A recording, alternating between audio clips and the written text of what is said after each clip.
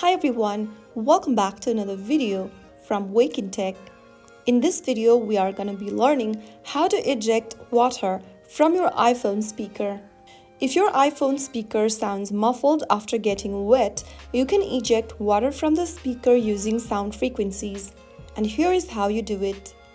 First of all, download the Water Eject shortcut. In order to do that, open up your Safari browser on your iPhone. Now in the search bar, type in Water Eject Siri shortcut.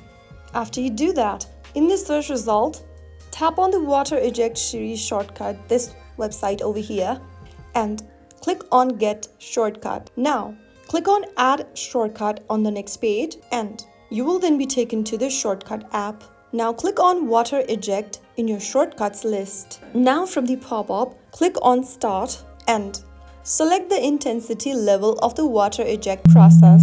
Your iPhone will play a low frequency sound that helps push water out of the speakers. Wait for it to finish and then you can wipe your phone with a soft cloth. And that's how you eject water from your iPhone speakers safely. If this video helped you, don't forget to like, comment, and subscribe to our channel for more easy tech fixes. I'll be back again with more iPhone tutorials. Thank you for watching.